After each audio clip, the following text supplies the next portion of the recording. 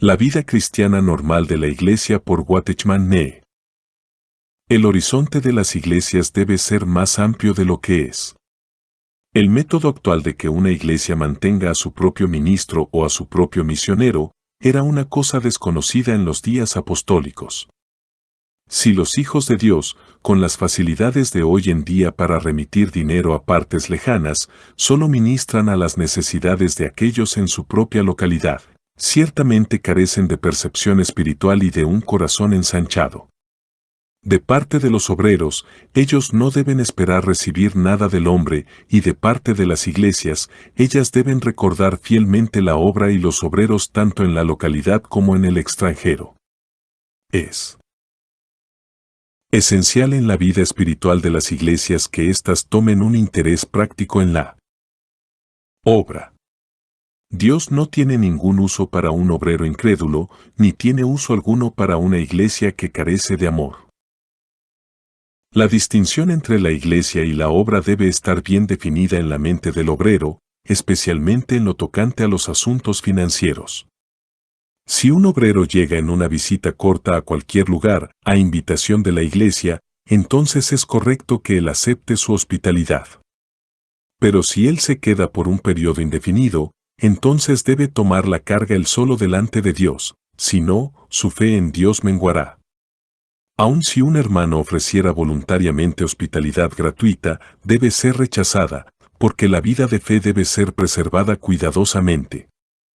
Está bien que los hermanos den donativos a los obreros de vez en cuando, como los filipenses lo hacían con Pablo, pero no deben tomar la responsabilidad de ninguno. Las iglesias no tienen obligaciones oficiales con respecto a los obreros, y estos deben procurar que ellas no tomen tales responsabilidades. Dios nos permite aceptar donativos, pero no es su voluntad que otros se responsabilicen de nosotros. Donativos de amor pueden ser mandados a los obreros de parte de sus hermanos en el Señor, pero ningún creyente debe considerarse bajo ninguna obligación legal hacia ellos.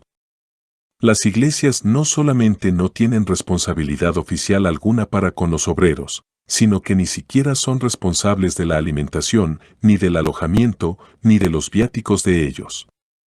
Toda la responsabilidad financiera de la obra reposa sobre aquellos a quien Dios la ha confiado.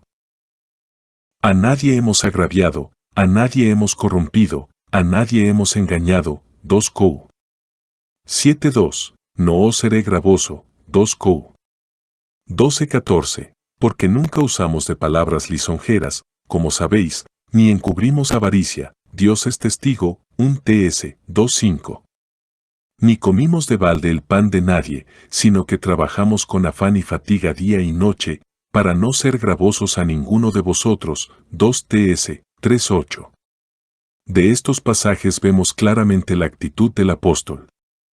Él no estaba dispuesto a imponer ninguna carga sobre otros ni a aprovecharse de ellos en ninguna forma. Y esta debe ser también nuestra actitud. No solamente no debemos recibir salario, sino que debemos tener cuidado de no tomar la más ligera ventaja sobre alguno de nuestros hermanos. Los apóstoles deben estar dispuestos a que se tome ventaja de ellos, pero por ningún motivo deben aprovecharse de otros. Es una cosa vergonzosa profesar confianza en Dios y, sin embargo, desempeñar el papel de un mendigo, dando a conocer las necesidades de uno y provocando a otros a compasión. Un siervo de Dios que realmente ve la gloria de Dios y su propia posición gloriosa como uno de sus obreros, bien puede ser independiente de otros y aún generoso. Es justo que disfrutamos de la hospitalidad de nuestros hermanos por un corto tiempo, pero debemos, con rigidez, guardarnos de aprovecharnos de ellos en pequeñeces como alojamiento por una noche, una comida esporádica o el uso de utensilios de la casa o hasta de un periódico. Nada revela pequeñez de carácter tan pronto como el aprovecharse de trivialidades. Si no somos cuidadosos en tales asuntos, sería mejor renunciar a nuestra tarea. Todos los movimientos de los obreros afectan profundamente la obra y, a menos que tengamos una confianza viva en Dios, nuestros movimientos estarán propensos a ser determinados por nuestra expectativa de ingresos. El dinero tiene un gran poder de influencia en los hombres y, a menos que nosotros tengamos una fe verdadera en Dios y un corazón sincero para hacer su voluntad, muy probablemente seremos afectados por el aumento y la disminución de los fondos. Si nuestros movimientos están gobernados por el suministro financiero, entonces somos meros empleados que trabajan por la paga, o mendigos que piden limosna, y somos una deshonra al nombre del Señor. Nunca debemos ir a un lugar debido a la perspectiva financiera prometedora de trabajar allí, ni debemos evitar ir porque el futuro financiero es oscuro. En todos nuestros movimientos debemos preguntarnos, ¿estoy yo en la voluntad de Dios o soy afectado aún en lo más mínimo por las consideraciones financieras? Estamos dedicados a servir al Señor, no a ganar una subsistencia. Los obreros y su obra. Tengamos en claro que no solamente debemos llevar la carga de nuestras propias necesidades, sino también de las necesidades de la obra. Si Dios nos ha llamado a una obra determinada, entonces todo desembolso financiero en conexión con ella es asunto nuestro. A donde quiera que vayamos, somos responsables de todos los gastos relacionados con tal obra, desde su iniciación hasta su terminación. Si somos llamados por Dios para laborar como pioneros, aunque los gastos por renta, muebles y viajes puedan ascender a una cantidad respetable, nosotros solo somos responsables de ellos. No es digno de ser llamado siervo de Dios quien no pueda responsabilizarse de sus propias necesidades ni de las necesidades de la obra a la cual Dios le ha llamado. No es la iglesia local, sino aquel a quien se le ha encomendado la obra, quien tiene que llevar todas las responsabilidades financieras en relación con ella. Otro punto al que tenemos que prestarle atención es a la distinción nítida entre donativos para uso personal y donativos para la obra.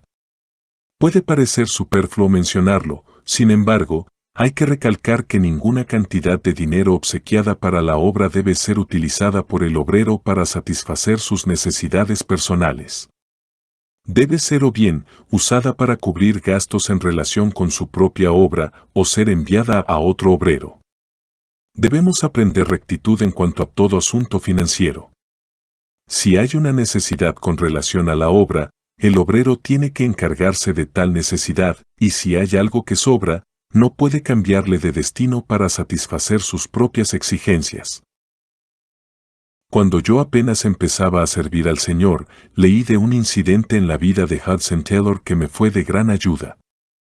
Si lo recuerdo correctamente, esto es lo principal. El señor Taylor estaba en San Luis, Missouri, Estados Unidos, y tenía que estar en Springfield para unas reuniones.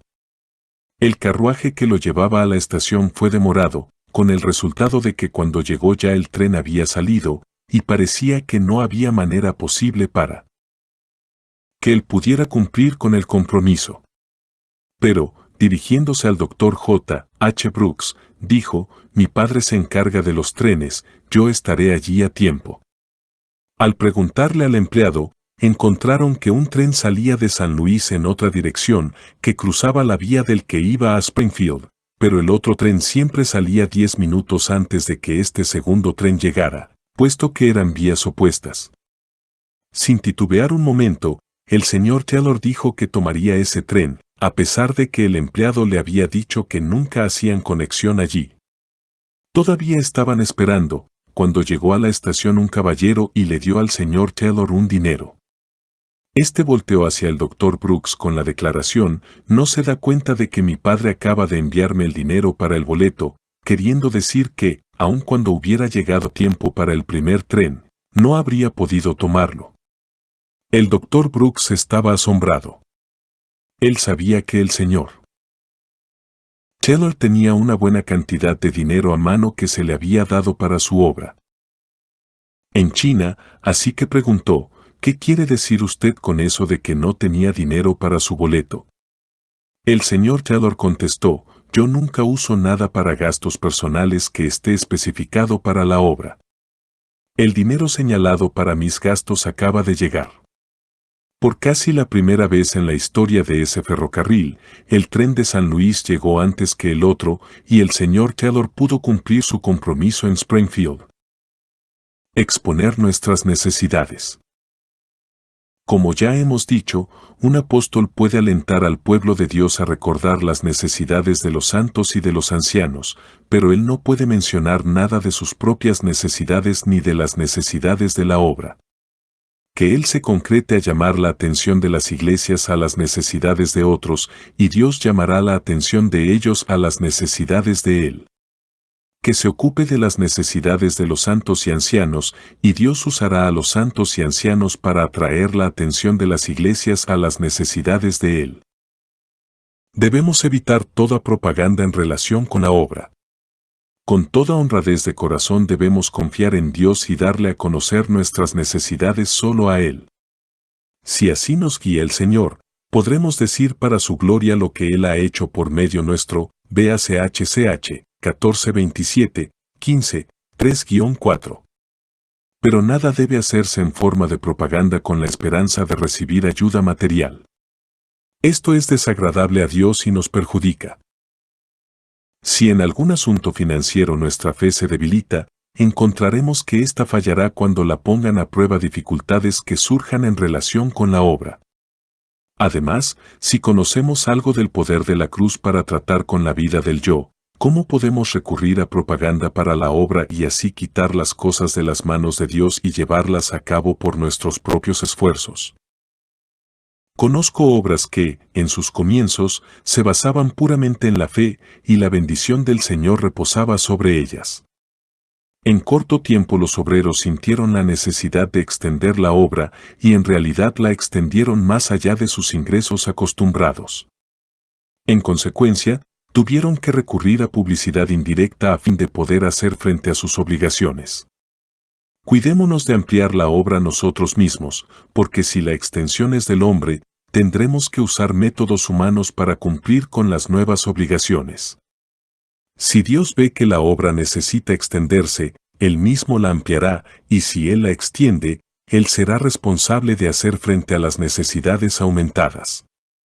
Es por emplear métodos humanos para extender una obra, que deben fabricarse medios humanos para satisfacer las nuevas necesidades de la obra. Así se recurre a la publicidad y a la propaganda para resolver el problema, a fin de aumentar los fondos. Para la obra, los obreros cristianos han utilizado mucho algunos medios como cartas, circulares, informes, revistas, trabajos de delegación, agentes especiales y centros especiales de negocios. Los hombres no están dispuestos a permitir que Dios la amplíe a su tiempo, y debido a que no pueden esperar pacientemente su desarrollo espontáneo, sino que fuerzan un crecimiento artificial, tienen que recurrir a la actividad natural para cumplir con las exigencias de ese crecimiento. Ellos han apresurado los acontecimientos, así que tienen que concebir medios y formas de procurarse un aumento de abastecimientos.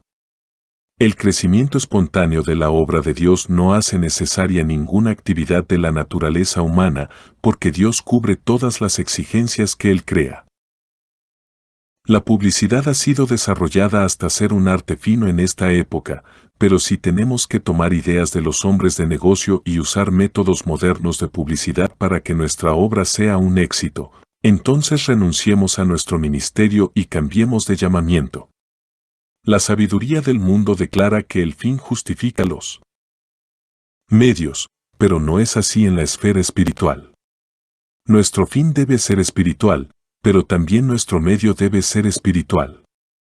La cruz no es meramente un símbolo, es un hecho y un principio que debe gobernar toda la obra de Dios. Debemos permitir que el Espíritu Santo nos impida donde Él quiera, y no procurar apresurar las cosas tocando la obra divina con manos humanas. No es necesario que maquinemos medios para atraer la atención a nuestra obra.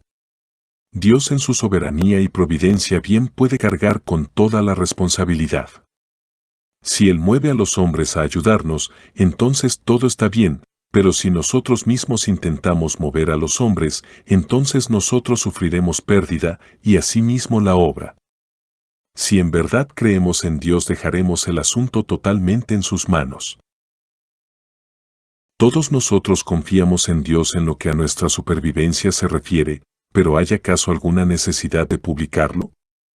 Me disgusta oír a los siervos de Dios recalcar el hecho de que ellos viven por fe. ¿Creemos de veras en la soberanía de Dios y en su providencia?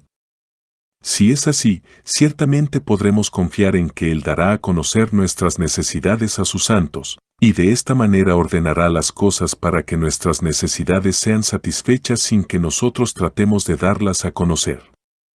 Aun si la gente dedujera de nuestra manera de vivir que tenemos un ingreso privado, y por ende retuvieran sus donativos, no nos importa.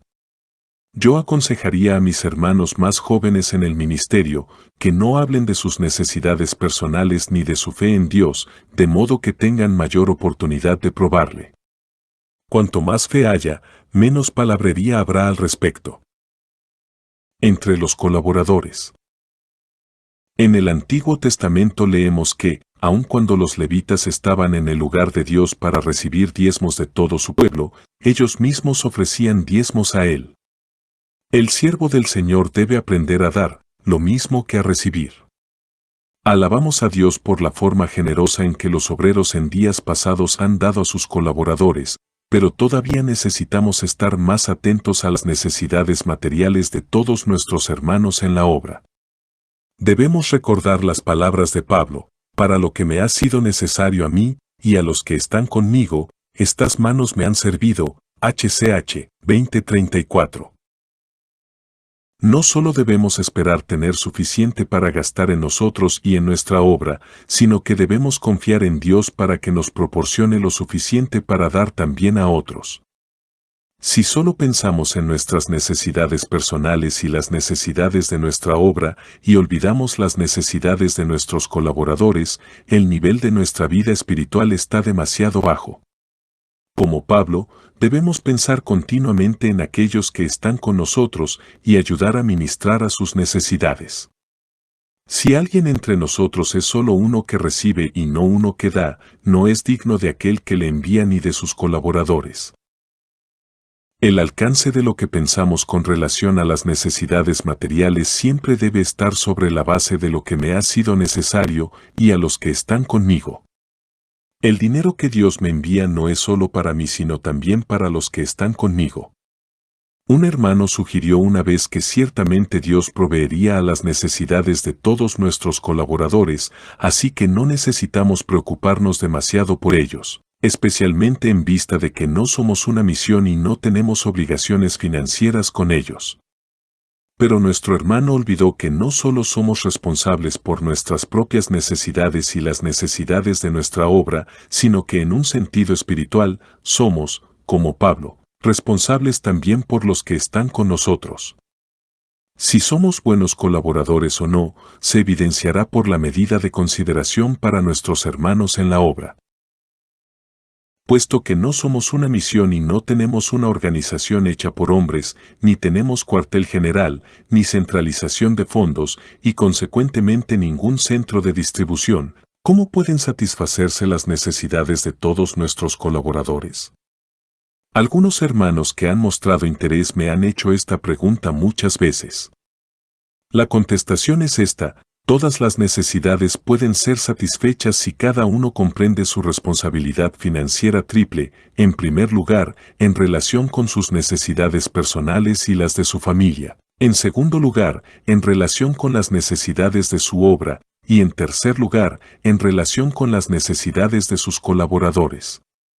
No solo debemos acudir a Dios para la provisión de nuestras propias necesidades y las que se relacionan con nuestra obra, sino que debemos acudir a Él con igual determinación para que nos mande fondos adicionales, que nos permitan tener algo que enviar a nuestros asociados en la obra. Desde luego que no tenemos una obligación oficial hacia ellos, pero no podemos descuidar nuestra responsabilidad espiritual. Las exigencias de los obreros varían y las exigencias de la obra varían también, además de lo cual el poder de oración es distinto en diferentes individuos y la medida de fe varía también. Se entiende, por tanto, que nuestros ingresos no serán los mismos, pero cada uno de nosotros debería ejercitar definidamente su fe para el abastecimiento de fondos suficientes a fin de poder distribuir para las necesidades de otros. Las sumas que recibimos y damos pueden diferir, pero el mismo principio se aplica a todos nosotros. Si se elabora basado en lo anterior, no será necesario un cuartel general porque cada uno de nosotros actúa como una especie de cuartel general y centro de distribución. Por supuesto, esto no significa que debemos mandar una porción igual a todos los que están relacionados con nosotros, eso es un asunto de dirección individual. Confiamos en la soberanía y providencia de Dios y dejemos que Él regule la distribución de los donativos para que ninguno tenga exceso y para que ninguno tenga escasez. Sí. Dios nos guía a enviar dinero en una manera regular a un obrero en particular, sería mejor mandarlo con un hermano esta vez y con otro la próxima, para que el dador reciba menos atención de parte del receptor. El principio del gobierno de Dios en relación con las cosas financieras es, el que recogió mucho, no tuvo más, y el que poco, no tuvo menos. 2 Cor. 8:15. Aquel que ha recogido mucho debe estar dispuesto a que nada le sobre, porque sólo entonces no le faltará a aquel que ha recogido poco. Algunos de nosotros hemos probado por experiencia que cuando tomamos la carga de aquellos que recogen poco, Dios se asegura de que nosotros recojamos mucho, pero si nosotros solamente pensamos en nuestras propias necesidades, lo más que podemos esperar es reunir poco y que no nos falte. Es un privilegio poder ayudar a nuestros hermanos en la obra y aún poder dar la proporción más grande de su ingreso. Los que solo han aprendido a tomar, pocas veces reciben, mas los que han aprendido a dar, siempre están recibiendo y siempre tienen más para obsequiar. Cuanto más uno gaste para otros, tanto más se aumentará el ingreso de uno. Cuanto más trate uno de ahorrar, tanto más será perturbado por el orín y los ladrones. Mt. 6, 19-20. No debemos limitar nuestro obsequio a aquellos que son nuestros asociados inmediatos, sino que debemos recordar a los obreros en otras partes y procurar ministrar a sus necesidades. Debemos siempre tener presentes ante los hermanos entre quienes laboramos a los otros obreros y sus necesidades, y alentarlos a que les ayuden, nunca temiendo que Dios bendecirá a otros obreros más que a nosotros. No debemos dar lugar al miedo ni a la envidia. ¿Realmente creemos nosotros en la soberanía de Dios? Si es así, nunca temeremos que algo que Dios ha destinado para nosotros nos deje de llegar. Las necesidades de Pablo y sus colaboradores eran grandes, y aunque solo presentaba las necesidades de los santos y ancianos a las iglesias, Dios proveía para sus necesidades y las de los que estaban con él. Si nuestra obra ha de ser llevada por sendas agradables a Dios, entonces es absolutamente esencial que la soberanía de Dios sea un factor vivo en nuestra experiencia, y no simple teoría. Cuando conocemos la soberanía de Dios, entonces aun si los hombres parecen moverse al azar a nuestro alrededor y las circunstancias parecen girar a merced de la casualidad, seguiremos estando confiados en la seguridad de que Dios ordena cada detalle de nuestro camino para su gloria y para nuestro bien. Las necesidades de otros tal vez sean conocidas de los hombres, mientras que quizás nadie sepa ni se preocupe de las nuestras, pero no tendremos ansiedad si la soberanía de Dios es una realidad para nosotros, porque entonces veremos todas esas circunstancias fortuitas y toda esa gente indiferente y aun las huestes de maldad que se oponen, siendo uncidas silenciosamente a su voluntad, y todas esas fuerzas dispersas se relacionarán como una sola para servir a su propósito y servir los propósitos de aquellos cuya voluntad es uno con la de Él. Sí, sabemos que a los que aman a Dios, todas las cosas obran juntamente para bien, esto es, a los que conforme a su propósito son llamados. Ro. 8:28, gramo. La cuestión no es, entonces, si nuestras necesidades son grandes o pequeñas o si son manifiestas u ocultas, sino simplemente, ¿estamos en la voluntad de Dios?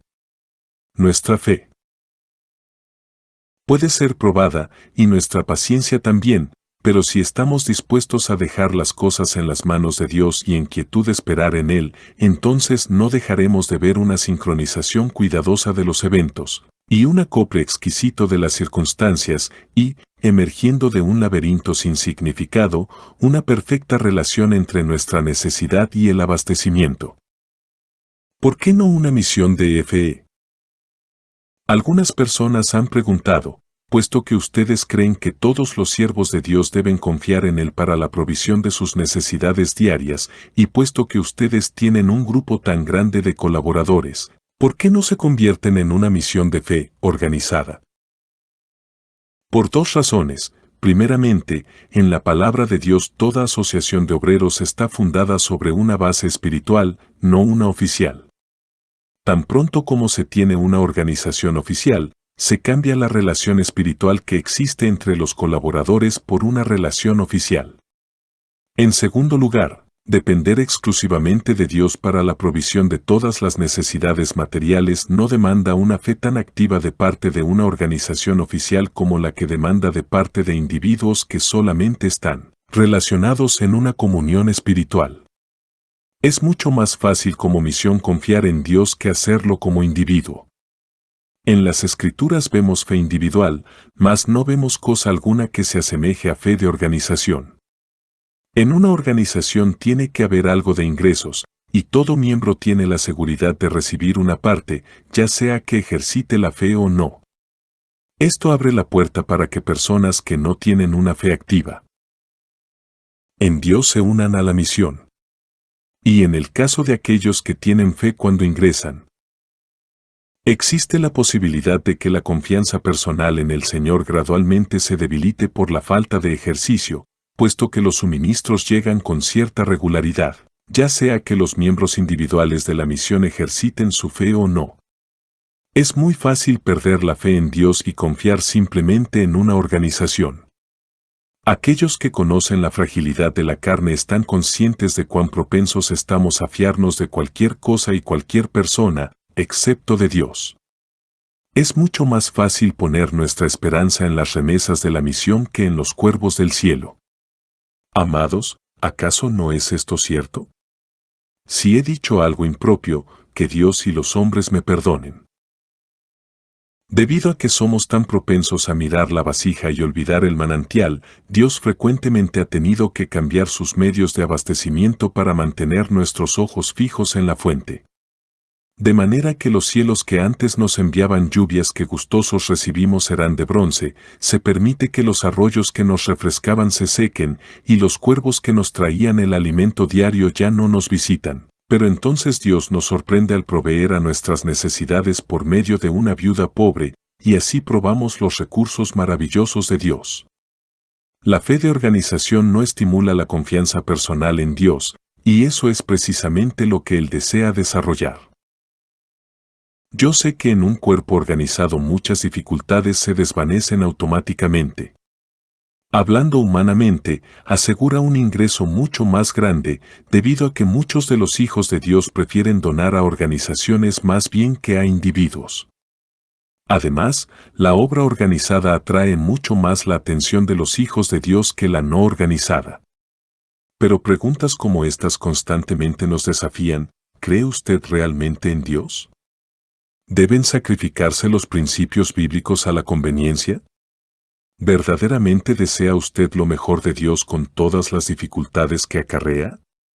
Nosotros sí, y por eso no tenemos otra alternativa que laborar basándonos en el cuerpo de Cristo en asociación espiritual con todos aquellos que se afirman en ese mismo principio.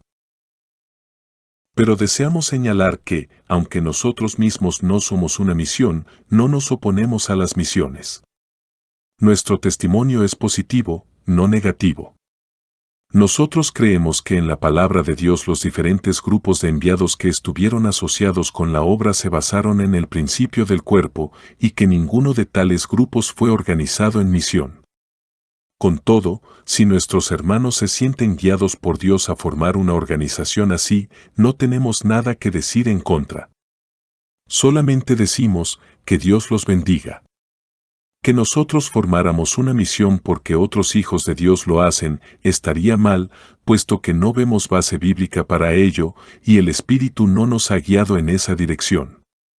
Pero, sea que laboremos en una comunión cuyas relaciones son solamente espirituales, o en una organización cuyas relaciones son oficiales, que Dios nos haga absolutamente uno en esto, que no busquemos el incremento o la extensión de las sociedades en que trabajemos, sino que hagamos nuestra única meta laborar exclusivamente para la fundación y la edificación de las iglesias locales. Asamblea en Santo Domingo Este. Escrito por el hermano Watchman Nee en el año 1951. Para más información comuníquese con este número de WhatsApp. 1-829-747-1995.